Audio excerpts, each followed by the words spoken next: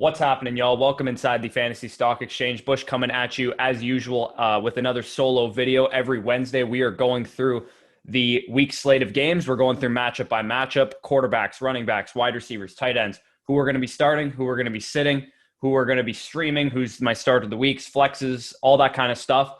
So some quick housekeeping notes before we get into this. We are now on Patreon, patreon.com/fantasy stock exchange. If you guys, as some of you requested, wish to support the show, you can go and do so there. As far as like our weekly rankings and start sit live streams and all that stuff, we're not going to be charging for that stuff through the Patreon, so that stuff will all still be free. Rankings available at thefantasystockexchange.com, although we will post them to Patreon as well. And then live streams, we'll keep those to just YouTube. We're not going to be charging for that kind of stuff either, because I know a lot of other YouTubers around there do charge for that kind of stuff. So as always, I get this question in the comments a lot. There is timestamps in the description if you want to go to a specific game. Maybe you just want to know if you should start Jerry Jeudy, for example. You can go find the Denver game there and go right to that. So one last housekeeping note before we get into the intro here is we have a new official sponsor. Myself and Danny have been looking for an official sponsor of the Fantasy Stock Exchange for a while. And Jock Market, our great friends at Jock Market, they are the new way to play daily fantasy. With Jock Market, Jock MKT is actually how it's spelled. It's a daily fantasy sports platform that's become a stock exchange, which is why we decided to partner with them. We think it's a very cool match made in heaven kind of thing, because we are the Fantasy Stock Exchange and they're kind of the stock exchange of daily fantasy sports. So let me tell you how it works. Each NFL Sunday, there's going to be an IPO, just like the regular stock market, initial public offering, where you can bid on your favorite players. I know myself, for example, I'm very good at knowing who against the Bucs defense is going to do well that week. So, for example, last week, I was a big fan of Noah Fant. I thought Noah Fant was going to give us a lot of troubles. So if I have a strong feeling about Noah Fant, I can bid on Noah Fant and get him for, say, $10 a share. And obviously, when this happens, you can buy and sell shares of players with other users in real time. So if Noah Fant goes out there and he has a great game or has a great first quarter, even first half, I can sell him for maybe $15 when I only paid $10 a share for him. And then obviously I'm going to get a nice profit on that, and vice versa. If someone's having a bad first half and you expect them to just have a good game in general, maybe you can go buy low on them and make money that way. With Jock Market, you can make money every hour, every minute, every second of every game. Daily contests are live, not just for the NFL, but they're also live for NBA and PGA as well. Take control of your fantasy sports experience. Right now is the easiest time to play. Also, before the sharps catch on, eventually there's going to be some people who are really good at this game, and you can take advantage right now because they do have bots simulating and trading the market so that it is very easy to win as of right now. So download now on the App Store. Android is coming very soon. Now let's hit the intro.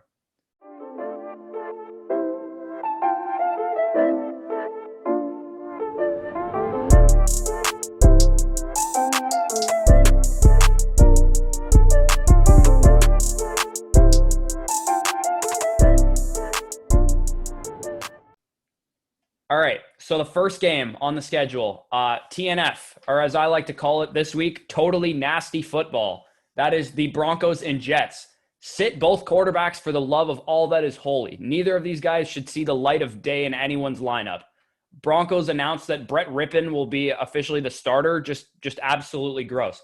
In terms of the running back position, Melvin Gordon is obviously a start in this game. Fangio said that if Lindsey can play, he'll be on a pitch count. So, Gordon should be the primary bell cow there. And to be fair, Gordon has had two of the best run defenses in the NFL the last 2 weeks in the Steelers and Bucks.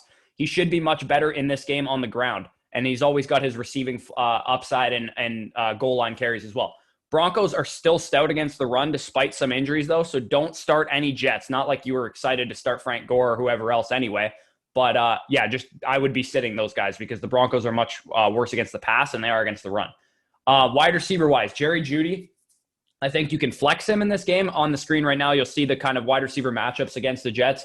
Jerry Jeudy going up against Brian Poole, who I would probably say is their best corner, but Jerry Judy's also by far the best receiver on the Broncos, in my opinion. I don't really want to start any of these guys if I can, but Judy's uber talented, and he's received 8, 7, and 9 targets so far this year, so I think he'll be flexible against a far worse defense than the one he played last week in Tampa Bay. KJ Hamler actually played the most snaps out of any Bronco at 92%. So, I mean, if you absolutely have to, I think you can emergency flex him as like a wide receiver 4 option. He's probably like, I think he's like my wide receiver 48 right now. So there's plenty of better options out there than KJ Hamler, but I do think you can play him in an absolute pinch. Tight end wise, you start Noah Fant. And I think you can stream Chris Herndon in this game. Fant has one of the worst matchups according to PFF, but he had 10 targets last week in Sutton's absence. So I'm not overly worried about that. Chris Herndon is a desperation play at tight end, obviously, because he hasn't really been good so far this year. But I do think he's streamable in what is a plus matchup against a pretty depleted Broncos defense right now. On to the 1 p.m. games. We're going to get into the New Orleans Saints versus the Detroit Lions. Drew Brees, I think you sit him in this game, and that might be kind of a hot take. I'll tell you why in a second. And then Matthew Stafford is actually my start of the week at quarterback. Brees isn't necessarily like a huge sit. Like I wouldn't be sitting him for like, I don't know, someone bad, like a bad option like Derek Carr. Like don't sit him for Derek Carr. But it is worth noting that the Lions have been far better this year against the pass than they have been against the run. And in general, the Lions have actually, in the past, it's kind of been the opposite because they had guys like Snacks Harrison and Trey Flowers up the middle kind of clogging up the run lanes, and they had kind of bad safety and corner play. But this year, they've been much worse against the run than the pass. So I think they're allowing one of the fewest points to the fantasy quarterback position so far this season, and I think this is an Alvin Kamara game.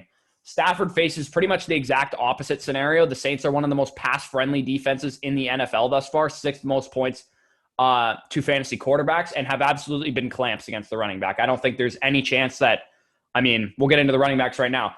You start Alvin Kamara. And for the Lions, I don't want to start anyone because, as I just mentioned, the Saints have been very good against the run so far this season. DeAndre Swift only played 8% of snaps in week 3, so you can't start him until his role increases.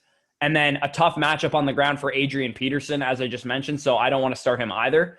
Wide receiver-wise, the matchups for the Detroit Lions wide receivers will be on the screen right now. I think you could start Kenny Golladay going up against Marshawn Lattimore. I know it's kind of a tough matchup, but I would expect Lattimore to be shadowing Kenny Golladay. But Lattimore hasn't been the hottest corner in the game so far this season, and Kenny looked really good coming back off of his injury. I mean, Marvin Jones, like he's got to have a good game in this one. He hasn't really had a good game despite having some good matchups so far this season, but I think this is a great spot for him to do well, as the Cardinals pass defense last week that they played is actually a tougher matchup than we initially anticipated. So this one is 100% a good matchup for Marvin Jones going up against Janoris Jenkins. So he better perform in this one. Otherwise, I think he's probably droppable. On the Saints side of things, Traquan Smith, Emmanuel Sanders, Deontay Harris, I don't really want to start any of these guys, but I guess if you absolutely have to, you could flex Emmanuel Sanders, but I don't really want to start any of them if I can help it. As I just mentioned, I think this is an Alvin Kamara game. I think Alvin Kamara probably provides most of the Saints offense, and probably Latavius Murray and Jared Cook as well. Speaking of Jared Cook, I think both guys are startable. TJ Hawkinson is actually my start of the week. The Saints have been terrible against tight ends, allowing good stat lines in every week so far this season to the tight end position. TJ Hawkinson performed and got a lot of targets, even with Kenny Golladay coming back. So I think you can throw him into your lineup with relative certainty going forward. And then both of these teams have like really struggling safeties who are the primary defenders in Malcolm Jenkins and Tracy Walker. So I also think Jared Cook is a good matchup as well.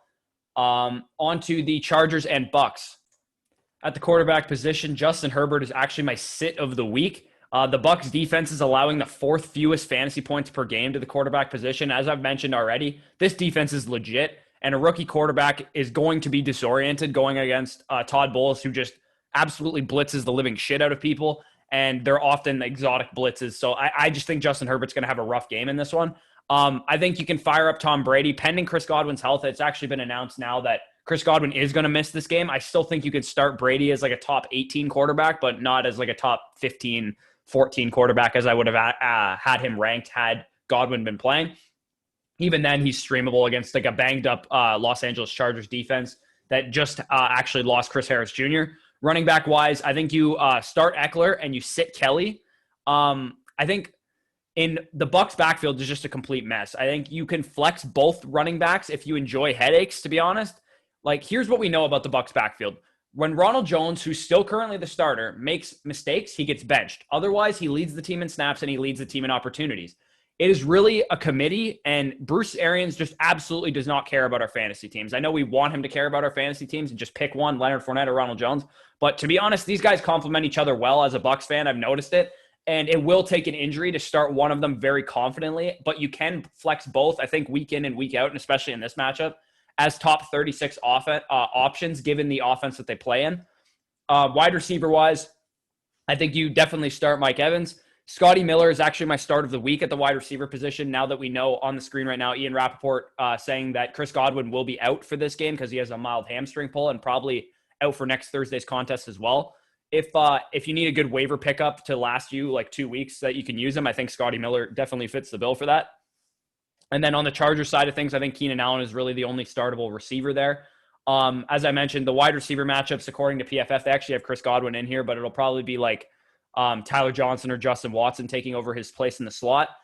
Scotty Miller is supposed to see I think this is all wrong, to be honest. I think Scotty Miller is going to see Michael Davis because I expect Casey Hayward to shadow Mike Evans, especially with Chris Godwin out. But the big news here is that Chris Harris Jr. is not playing. He is out for the foreseeable future. And I think the secondary option, who right now is Scotty Miller, should do well in this game. And onto the Charger side of things, Keenan Allen is expected to go up against Sean Murphy-Bunting, who actually left Sunday's game with an injury. And if he's unable to go, it'll be rookie Antoine Winfield Jr., who is currently the free safety and the backup nickel used in the slot. And I think that's actually like a pretty reasonable trade-off because Winfield is just playing absolutely out of his mind. Either way, though, Keenan Allen has solid volume, and he's just a great route runner and a great player, so he should be fine in this one. Tight end-wise, you fire Hunter Henry up because I think I said it with Noah Fant last week. This is the way to beat the Bucs defense. Tight ends are the kryptonite of the Bucs defense. You basically just know for a fact that Devin White and Jordan Whitehead are the primary defenders of the tight end position, and the tight end position has basically just exploited us over the middle of the field consistently. So I think Hunter Henry should have a solid target share, and this one should catch a couple of balls, maybe get like 60, 70 yards and a touchdown in this one. If you want to spin the wheel of Bucs tight ends, you can. I think it should be a good matchup against the depleted linebacking and safety core of Los Angeles. If I had to pick one, I guess I would probably go with Gronk because he kind of showed to be kind of useful last week. But I honestly, like, if you picked Howard, I don't really blame you. I don't really want to start either of them, though, if I'm faced with a choice. I think there's much better streamers out there. To the next game, Jaguars at Bengals. Quarterback, Gardner Minshew. You can stream him. And Joe Burrow, you start him. So both guys are currently top 16 options with me, with Burrow being in my top 12. I think both of these guys are great for high volume and rushing upside. That's basically what we want out of quarterbacks. We want them to throw a lot and run when they're in trouble. As I mentioned, give me Burrow over Minshew if you have both and you're faced with a choice, like I am in one league. I think on Minshew's side of things, the one worry is that Robinson is the guy that gets all the scoring. And onto the running back position, obviously, you start James Robinson, and I think you also start Joe Mixon. I know some people are really worried about Joe Mixon. I'll get to him in a second, but James Robinson is an every week start officially, and he's in a smash matchup versus a bottom six run defense and a defense that's just giving up fantasy points galore to the running back position. One thing on Joe Mixon, the dude is averaging 19 touches per game. And the Bengals run blocking is actually not terrible. It's like 23rd in the league, which isn't like the worst in the league. It's actually better than the Cowboys and the Steelers, and their running backs are performing just fine. So I think we need to face the fact that Joe Mixon is just not playing well. Like he's not making people miss. He's not like the same Joe Mixon that we've already seen. He's actually running a lot of routes as well. He's getting feature back volume and snap percentage and just not doing much with it. So hopefully Joe Mixon is able to just start playing better because that's really all it comes down to, in my opinion. Also, they're throwing the ball like crazy. And if they get in a good game script, which I think is possible in this game, I think the Bengals are actually the better team. And we could see a lot more of Joe Mixon getting some carries in this one. So I think this could be the Joe Mixon get right game. And I think your buy low window on Joe Mixon is probably closing because I do think he's still going to be like a top 15 running back going forward for the rest of the season. Is he going to have top 6, 7, 8 upside? Probably not. But I do think he's going to be like a top 8 to 15 running back the whole season. So to the wide receiver position, DJ Chark is supposed to be on track to start this game. Of course, that could change at any point, but I think you definitely start DJ Chark if he's playing. Tyler Boyd, you start as well. And then as far as the like kind of tertiary receivers, I think you could flex T. Higgins, you could flex AJ Green, and you could flex Laviska Shenault. like according to the matchup chart, they have Chris Conley, Laviska Shenault, and Keelan Cole starting for the Jaguars, but I do think DJ Chark plays based on what I've read so far. So you could slot him ahead of Conley. And then DJ Chark will be going up against William Jackson, who, I mean, he's been pretty solid this season, but I think DJ Chark can handle him. Laviska Shenault against Darius Phillips. That should be a pretty close matchup. Apparently Darius Phillips has been playing well, but I do think Laviska Shenault can take advantage of that. Shenault, as I just mentioned, has a very nice snap share, only 13 snaps behind Keelan Cole, who actually leads the team. So I think you can pretty confidently flex Laviska Shenault in this matchup because I think there's going to be a lot of scoring in this game. We're kind of pending shadow data for the from the Bengals side of things. We don't know if CJ Henderson or Trey Herndon or any of these guys are going to be shadowing AJ Green. If I had to guess, I think they're going to put CJ Henderson on AJ Green. And to me, that only makes T. Higgins and Tyler Boyd more attractive as plays. I think Tyler Boyd is an every week starter, but T. Higgins is definitely a flex starter if we get word that AJ Green is going to be shadowed by CJ Henderson, who is by far the best corner on the Jaguars. And once I get the PFF shadow data, I will put it in the comments section so you can go to the comments and read it there. By the time you're seeing this, it'll probably be there. Tight end wise, both guys are streamers. Give me Sample over Eifert if faced with a choice, but they're both kind of low end tight end 2 options if you're really in a pinch. If you have, for example, I'll get to these games in a second, but if you have a guy like Jonnu Smith or a guy like Jordan Atkins or Eric Ebron, some of these guys that might not play because of the whole COVID situation, give me a guy like Drew Sample if you can get him off the waiver wire to slot in case you have Jonnu Smith or something and you need a backup tight end in case the Titans game gets canceled or whatever. So as I just teased there, the Vikings at the Texans is the next game that we have here. And the Vikings obviously came in contact with the Tennessee Titans this past week because they played them. According to multiple reports, there's no actual like positive cases on the Vikings roster. So I think this game will probably go off without a hitch, but the other game is kind of more so my concern. Quarterback wise, you sit Kirk Cousins in this game, I think. I don't know. Kirk Cousins is a solid option, I would say. Like he's probably a top 24 quarterback in this game, but I think there's just way better options. And then Deshaun Watson, you definitely start in this one. I know, and as I just mentioned, I know Kirk Cousins had kind of like a bounce back, but the Texans have actually been one of the worst teams against fantasy running backs and have actually been not that bad against the pass, despite facing Lamar Jackson, Patrick Mahomes, and Big Ben the first 3 weeks of the season. So I might have been wrong about the Texans defense, thinking that they were like this huge smash matchup for receivers and quarterbacks. It actually looks like to be the opposite. It looks like running backs are just absolutely feasting on the Texans' run defense. And yeah, so we'll get into the running back position in a second. So this kind of screams a Dalvin Cook game, in my opinion. I think Dalvin Cook, in terms of like effectiveness, has been exactly what we thought. We kind of just saw more so of a downgrade from the Vikings offense the first 2 weeks as compared to last week. So I think Dalvin Cook, no worries in this one. As I mentioned with Deshaun Watson, he finally has an easy pass defense. Hallelujah. Like Deshaun Watson is going to be able to finally cook in this game. From the running perspective of the Houston Texans, David Johnson has actually been much more efficient than I expected. Of course, I've already kind of admitted defeat on David Johnson in terms of how he's looked and all that stuff. I know his production hasn't been the greatest in the world going up against the 2 fronts that he went up against the past 2 weeks, but he's forcing more missed tackles per attempt than he has since 2015. So he's obviously looking a lot better. And then wide receiver wise, to me, I'm not worried about Adam Thielen at all. I know some people are a little bit worried that Justin Jefferson might take over the role or whatever. Don't be worried about Adam Thielen. I think you can emergency flex Justin Jefferson if you need to. I still kind of want to see him do it again, to be honest. I'm not really fully bought in that he's like this wide receiver 2 on their team. The Houston Texans guys, I think you can fire them both up. On the point of Thielen, I'll put this on the screen right now, but Ian Hartz tweeted this out. And if you're not following him, he's one of my favorite Twitter follows. He tweets out great stuff all the time. Adam Thielen actually has a 30% target share right now. And as you can see with some of the other guys there too, I'm not worried about Adam Thielen whatsoever. So if you can, he has one of the highest percentages of his team's air yards, target shares. He's playing great. He has one of the best PFF grades versus single coverage. I think he's one of the best buy lows in fantasy right now. And I know he hasn't necessarily had bad stat lines, but I think the best is yet to come for Adam Thielen. And you'll kind of see that play out as the season goes along. As I mentioned with Justin Jefferson, I'm excited given the matchup against Vernon Hargreaves, which will be on the screen right now. But he's my wide receiver 46 behind Preston Williams, Laviska Shenault, T. Higgins, Emmanuel Sanders, and Jerry Jeudy for reference.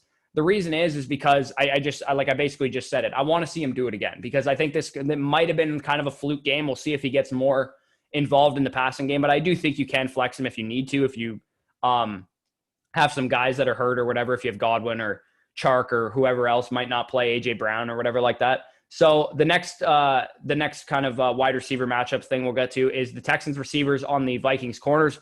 Cooks and Fuller obviously have great matchups against Holton Hill and Chris Boyd, as well as Randall Cobb actually doesn't have a bad matchup against Jeff Gladney. So I wouldn't be starting Randall Cobb, but the other two guys for sure, I think they're in for a rough day against the Texans passing offense. I think this is kind of the get-right game for Deshaun Watson, Will Fuller, and Brandon Cooks.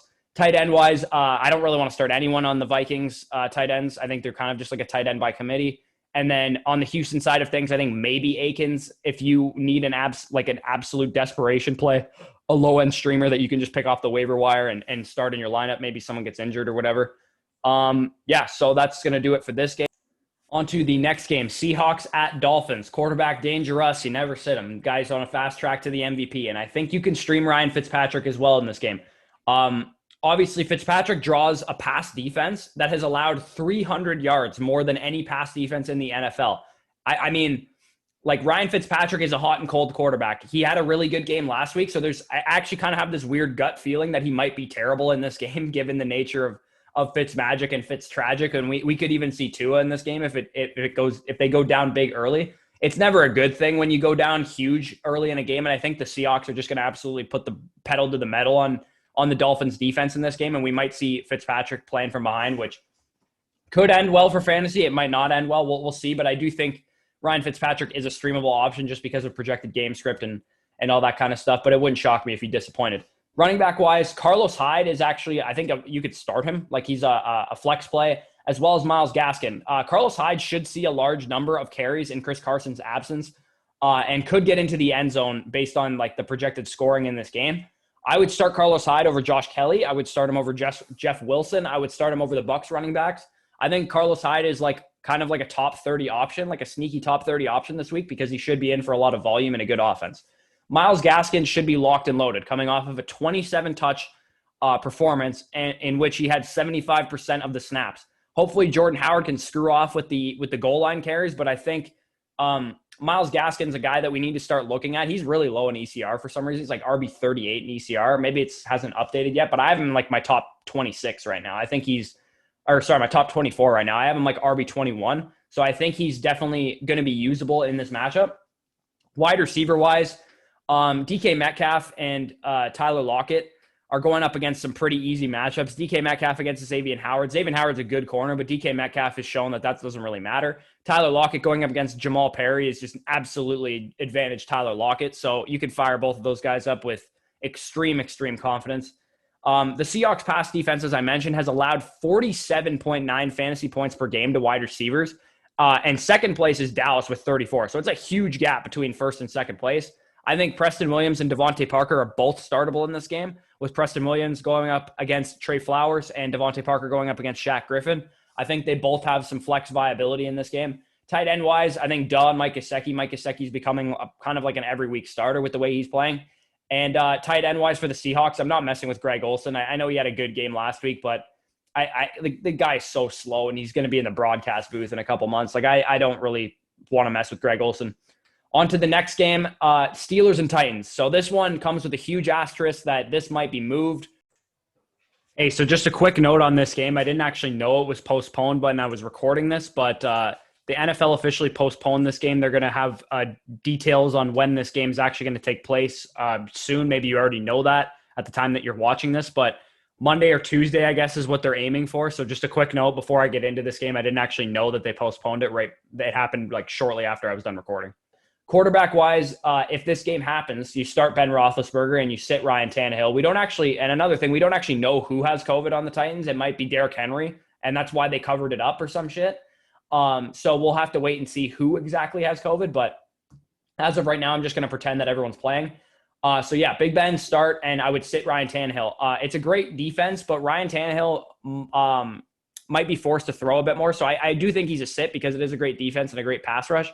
But it is worth noting that Derrick Henry will probably have a bad game in this one because the Steelers have been absolutely locked down against running backs this season. So I have Ryan Tannehill as a sit, but I could see him thrust into a role where he has to throw the ball, and he's not that bad from that perspective. He's like my quarterback 20 right now, so he's kind of right on that border of start sit. Running back wise, even though Derrick Henry has a bad matchup in this one. If you bought low on him, congrats, because I think he's going to be every bit the stud that he's always been. James Conner is clearly back to his old self, in my opinion. As long as he's healthy and on the field, he's locked in for 15-plus carries, a couple of receptions, and a 65% snap share, and then the majority of goal line carries. Like James Conner, as long as he's healthy, is going to be great. If you're worried about him eventually getting injured, then maybe you trade him away. But for now, you definitely lock him into your lineup.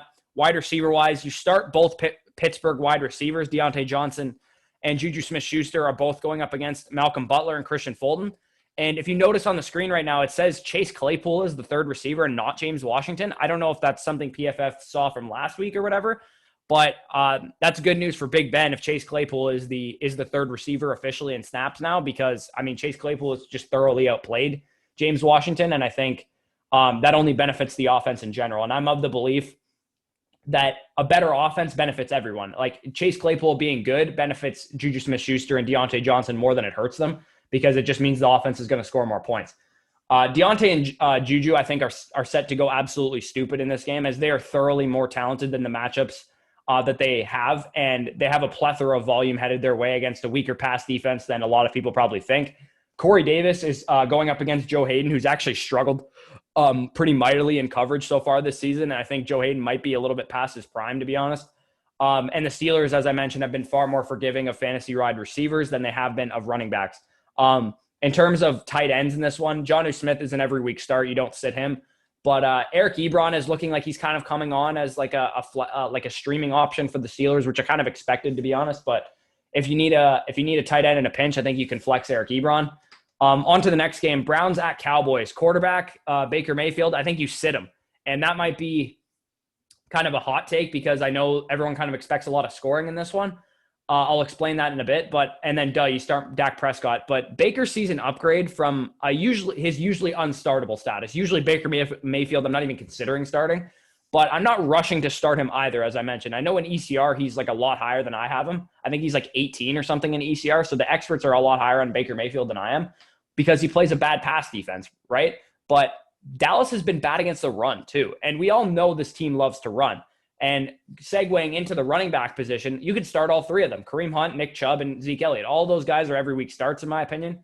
I think you chalk up the usual 15 super efficient touches for Hunt, and then most of the receiving work. And then those other two guys are just going to be absolute beasts on the ground. I think the way the Browns get by in this game, whether they win or lose, is they run the ball. And I don't think Dak Prescott and the Dallas Cowboys are going to get out to some massive lead where Baker's forced to throw from behind, because I don't think the Dallas Cowboys are that good of a team. I think they're like a 10-win team, and I think Baker and the Browns, if they get off to a good start running the ball, can keep pace with them, and they're not going to be forced to throw the ball like crazy. Wide receiver-wise, I think you can start/flex like all the major 5 receivers in this game.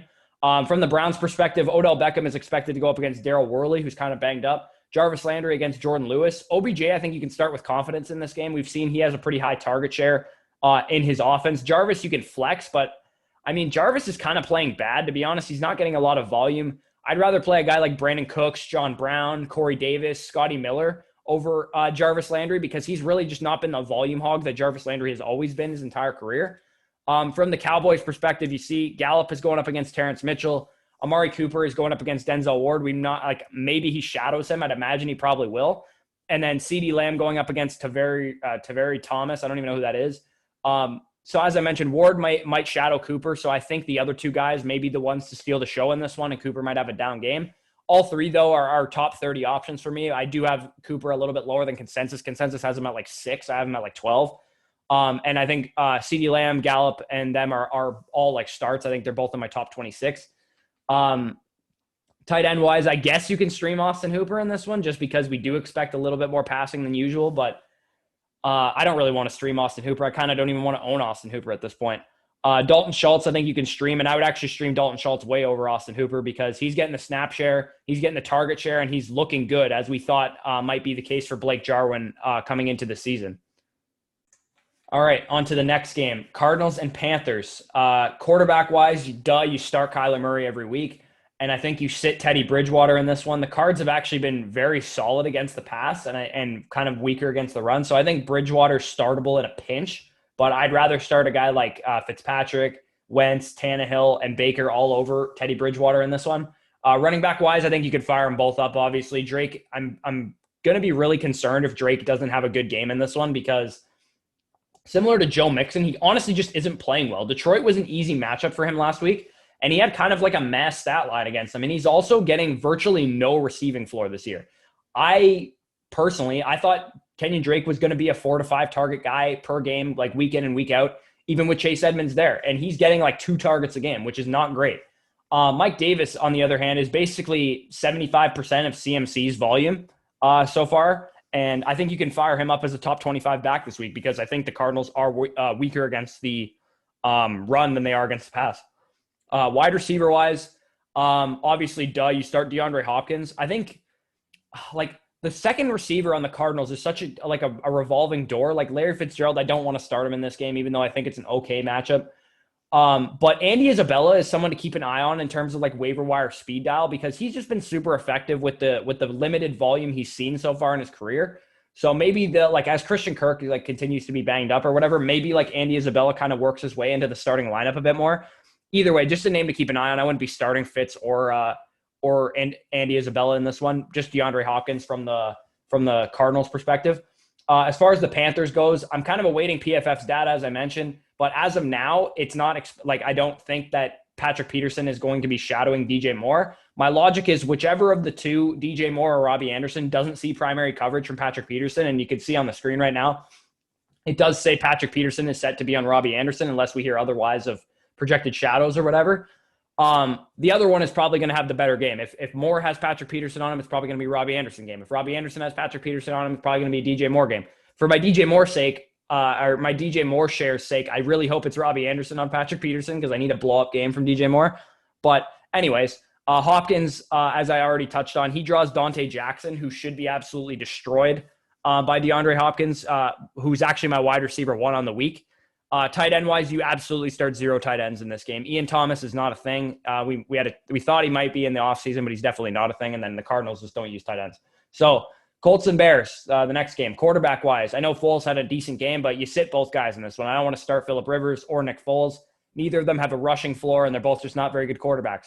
Running back wise, you start Taylor and you start Montgomery. Taylor's low snap count doesn't really concern me at all. They were blowing the Jets out, and they kind of just took Taylor off the field and used Jordan Wilkins to salt the game away. But I am a little concerned that Jonathan Taylor hasn't quote unquote looked the part of the stud 2,000-yard rusher in college that we thought. He kind of looks a little bit, I don't want to say slow and sluggish, but he just looks like he's thinking too much. And that's okay for a rookie running back. I think the game will slow down for him a little bit, but I haven't seen Jonathan Taylor look like a stud running back yet. He's not Nick Chubb yet. Nick Chubb looks like a stud on every carry he has. And even though Taylor was my comparison for Taylor was Nick Chubb, I don't think he's there yet. So I think as of right now, Jonathan Taylor is more of a volume play than anything. But again, his snap share, his volume is all great. Montgomery-wise, I think it's a pretty stout run defense. The Colts have actually been quite good as far as a total defense, and especially against the run. But as usual with Montgomery, the volume will be there. He's going to get carries. He'll probably get more receptions now that Tariq Cohen's out for the year. So you can fire up David Montgomery as a top 20 running back, I would say. Wide receiver-wise, you start A-Rob and you emergency flex Anthony Miller and T.Y. Hilton. So A-Rob is back, obviously. He's revitalized with how Nick Foles just played, and we'll see how things kind of shake out going forward. I think Anthony Miller sees an uptick with Nick Foles, and also, as I pointed to in the offseason, Foles loved his slot receiver in Philadelphia. He used Nelson Aguilar a lot more than Nelson Aguilar deserves to be used. And we saw in the half that Foles played with the Bears so far, he had a chemistry with Anthony Miller. And I think Anthony Miller is kind of like a middling wide receiver 3 going forward, in my opinion. And to be honest, I'm sitting all Colts wide receivers if I can. T.Y. Hilton is actually playing less than 60% of the snaps the last 2 games. And I know they just blew out the Jets, but even before that, he was playing less than 60%. And he's yet to exceed 4 catches in a single game. I have no idea why T.Y. Hilton is still 26 in ECR. To me, that's just absolutely ludicrous. I think he's a fringe flex guy behind guys like Judy, Ayuk, Preston Williams, Laviska Shenault. Like, I think this is the territory that T.Y. Hilton belongs in. This is a run-first offense. Phillip Rivers isn't very good. I don't feel like I need to own any of these pass catchers, to be honest. Even though Paris Campbell and Michael Pittman are out, I'm just really not excited about T.Y. Hilton. As far as the Bears cornerback matchups, I'll put that on the screen right now. But Allen Robinson is expected to see Xavier Rhodes, who's actually been good so far this season. Maybe he's a little revitalized in the Colts scheme as opposed to in Minnesota. So that might be a bit of a tougher matchup than it looked like last year. But Anthony Miller going up against Kenny Moore is probably going to be advantage Miller, in my opinion. And Anthony Miller might have a solid game in this one. Tight end-wise, both of these guys have actually kind of proven to be good streamers. Jack Doyle was actually out-snapped. He played in this game, and I didn't think he was going to. But Jack Doyle was out-snapped in this game by Mo Alley-Cox, and I think that trend will continue because Doyle, like, he looks like he's kind of just like a catch-and-fall-down type of tight end at this point in his career. And Mo Alley-Cox kind of looks good, to be honest. Like, and yeah, Doyle is just banged up in general. So Jimmy Graham, I think, is still a streamable option as well. Give me Cox over Graham if I'm faced with a choice. But we saw Graham used a lot last week, and maybe Nick Foles helps that as well. I know some people are probably going to peddle the Foles loves his tight end narrative. It's probably true, but either way, I don't really want to start Jimmy Graham. I'd rather start a guy like Mo Alley-Cox in place of him.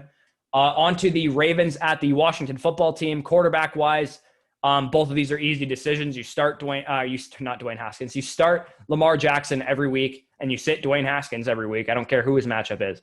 Running back-wise, I think you can emergency flex both of the Ravens running backs, and you can flex Gibson. I don't really want to start anyone from the Ravens backfield until there's an injury or the coaching staff just realizes that J.K. Dobbins is clearly better than Mark Ingram. And I also think Gus Edwards is better than Mark Ingram at this point in his career too. Mark Ingram just doesn't look good. If you have Mark Ingram and you can sell based on name value, I would. Like, I think it's only a matter of time before he either gets injured because he looks old and slow, or Dobbins and Edwards just start out snapping him and out targeting him and out carrying him and shit. Like, I just think Mark Ingram is kind of washed at this point. He's more of like a locker room presence for them. A different guy leads this backfield and snaps and opportunities every week. Ingram is the guy to start this week, I would say, but who the hell knows? Like, to be honest, like on the screen right now, you'll see the snap rates from last week. J.K. Dobbins outsnapped everyone, mainly because J.K. Dobbins is the third down guy and they were down in this game. But the rate of carries, as you can see, like he only got one carry, like J.K. Dobbins. Like, it's just kind of a mess right now. So I don't want to start any of these guys if I can help it, but it is a great offense. It's a great rushing offense. So if you have to start Mark Ingram, he's the guy I would start. I think you can flex Antonio Gibson still. He's still the primary runner. But if the game script in this one gets way out of hand, which it could get out of hand because Dwayne Haskins is playing like shit and the Ravens are probably pissed off that they lost to the Chiefs and they're probably going to lambaste the Washington football team in this one. We could see a lot of J.D. McKissick in this one, unfortunately. So to be honest, these are just two very frustrating backfields. I think the rookies are clearly the best guys in their backfields, and it's just only a matter of time before they start taking over. Maybe with Dobbins, it happens a little bit later than usual because I think it is kind of a tendency of the coaching staff to use a backfield by committee in Baltimore. But I do think Antonio Gibson is going to take over his backfield at some point. They've already expressed interest in doing it, and the coaching staff has shown propensity to use a workhorse back. So don't be too worried about Gibson, but if you can start better options for now, then I would go ahead and do so. Wide receiver-wise, Hollywood Brown is supposed to be on Ronald Darby, and Terry McLaurin is supposed to see Jimmy Smith. So these are the only two guys at receiver I really care about in this matchup. You can miss me with Dontrell Inman. I don't care that he had 2 touchdowns. But, yeah, Hollywood going up against Darby should be advantage Hollywood. He's kind of looking a little bit worse than I would hope Hollywood Brown would look.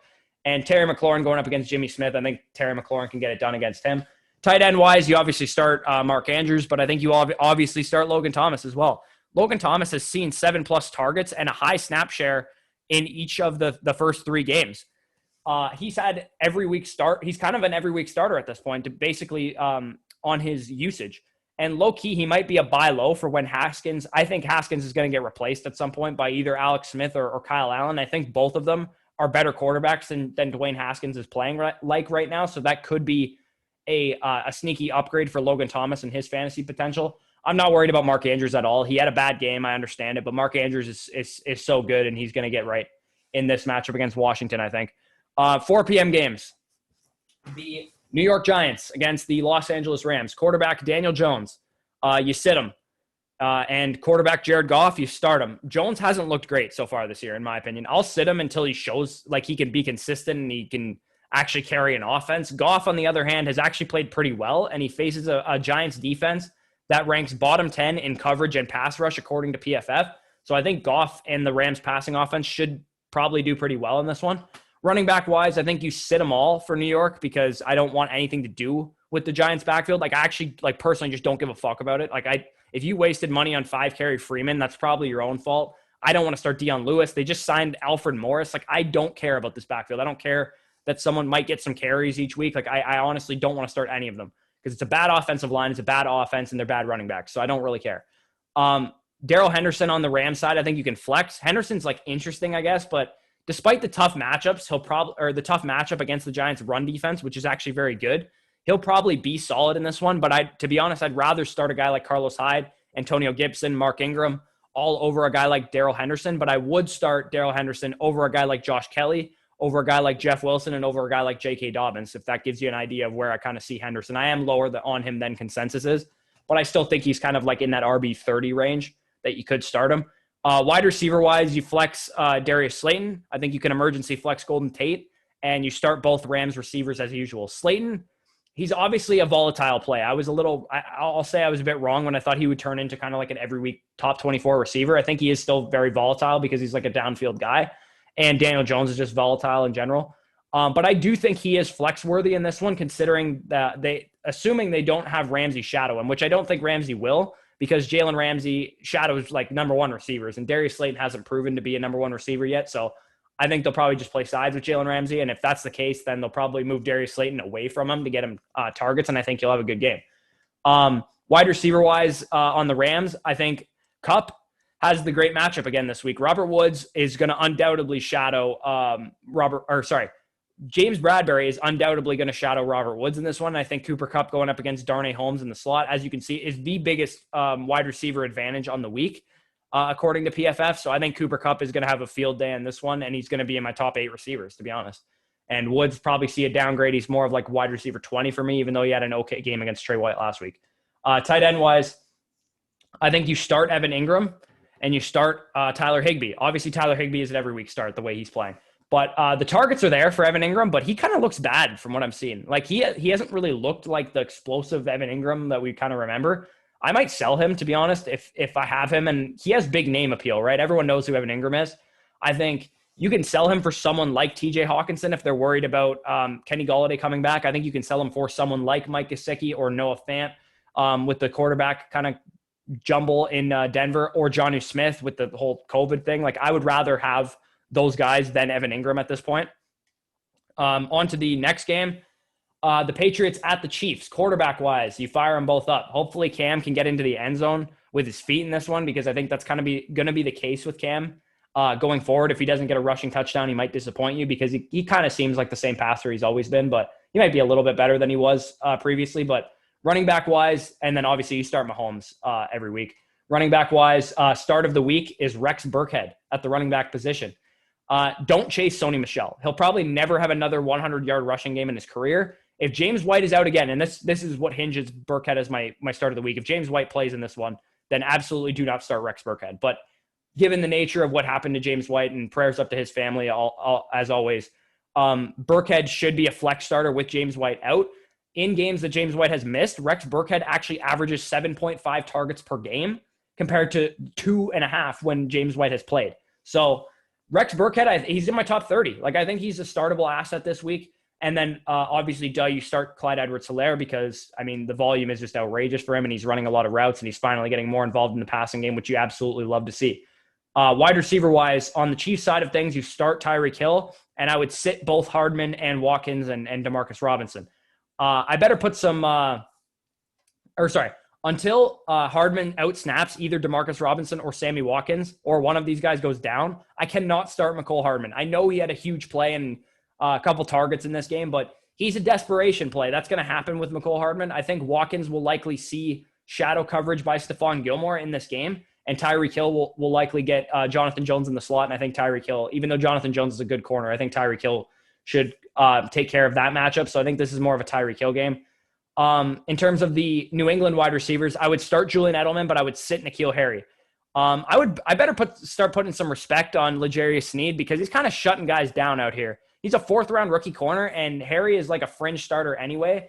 But Edelman's volume in this game makes him a low-end wide receiver too. But I would not be starting N'Keal Harry because based on how we've seen L'Jarius Sneed play and kind of N'Keal Harry's role, I don't think he's safe enough to start in this game. Like he's like a wide receiver 48 or something for me, so he's kind of off the radar. Into the last 4 o'clock game, we have the Bills and the Raiders. Quarterback-wise, I think, you start Josh Allen and you sit Derek Carr in this one. Despite this matchup being kind of less scary than we think for Derek Carr, I can't trust Derek Carr to perform against a good defense, albeit underperforming, because the Bills' defense, their pass defense especially, is not nearly as good as it was last year, but it is still great on paper, and I really don't trust Derek Carr with like virtually no receivers to do well in this game. Running back-wise, Singletary, if Moss is out again, Devin Singletary is guaranteed 15 to 20 touches. So I think you definitely start him in this game.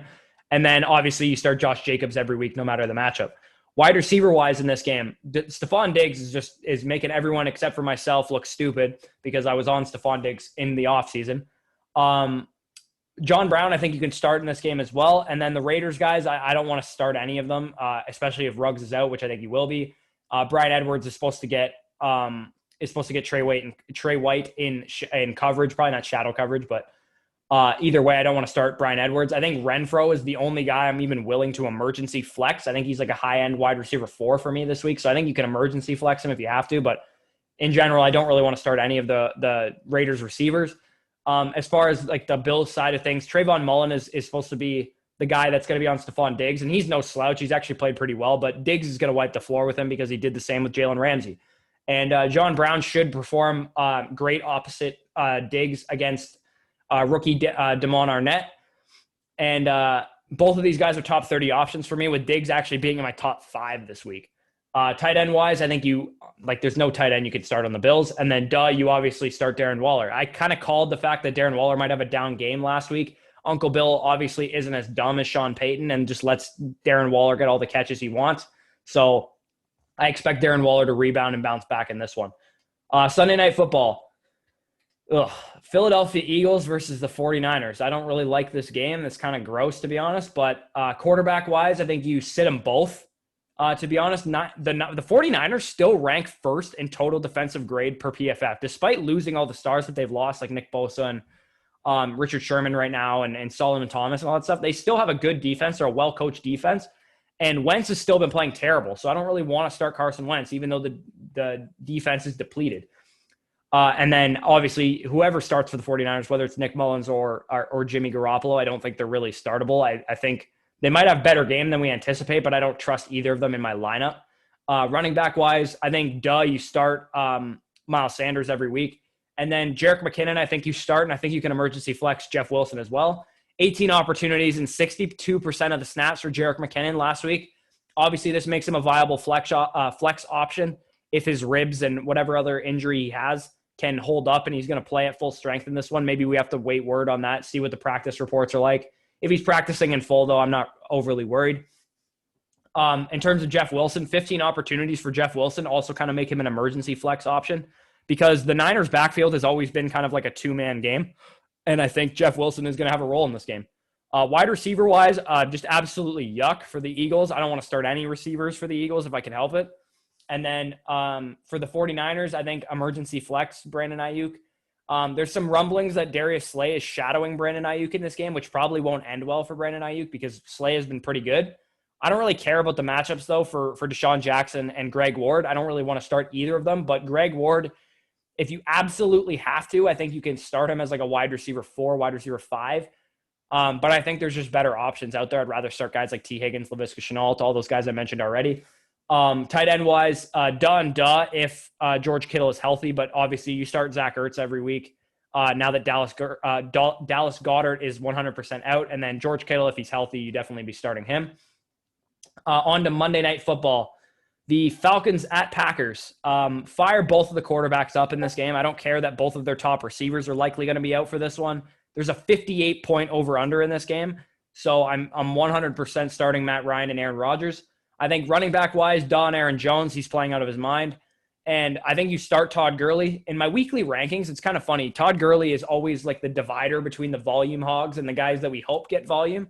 So right now, Todd Gurley is at 23, right after Myles Gaskin, who I expect to get a lot of volume, and right before Mike Davis, who we think is going to get a lot of volume. Right behind Gaskin and Mike Davis, who we know is going to get a lot of volume, and then behind McKinnon, who we think is going to get a lot of volume. So if you can get rid of Todd Gurley though, for his washed up ass, I might have been wrong about DJ being washed, David Johnson, but Gurley looks like he's about 36 years old out there. I think Adrian Peterson would beat him in a race right now, and he gets absolutely no targets in a wildly pass heavy offense. So I mean, all that is just bad signs for Todd Gurley. I think as far as the wide receivers goes, Calvin Ridley in this game is obviously an every week start, and Russell Gage, PFF, it looks like they expect him to play. So if he plays, you can definitely flex or start him. And I think without Devontae Adams, you can flex Lazard pretty confidently and emergency flex MVS. From the Atlanta perspective, they expect Calvin Ridley to be on Jair Alexander, which makes a lot of sense. I think Jair Alexander is an okay corner, but Calvin Ridley is going to wipe the floor with him.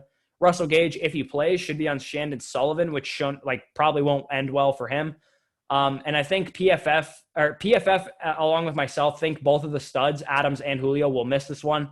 So if that's the case, the guys I mentioned, Lazard, Gage, and MVS are all in play to be started. Tight end wise, I think you could start Hayden Hurst, but I think he has to do well in this game. Without Julio again, you got to do well, especially if Gage is out in this game too. Hayden Hurst has to do well, or else I am selling him like the plague. And then on the Packers side of things, they don't have any valuable tight ends. Get out of here with Robert Tonyan or whoever else you're going to talk about.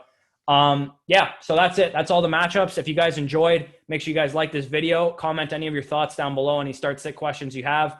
Leave any kind of comments you can, period, because it all helps the YouTube algorithm. It helps us grow. It helps our view count, all that kind of stuff. Subscribe to the channel if you're new. Hit the bell icon if you want to be notified anytime we post videos, anytime we go live, all that kind of stuff. And make sure you guys go check out our friends at Jock Market, new official sponsor of the Fantasy Stock Exchange. They will be sponsoring this video every single week, and as well as our DFS videos and our live streams Sunday morning. So, make sure you guys go check out them. Take it easy, guys, and I will see you next time.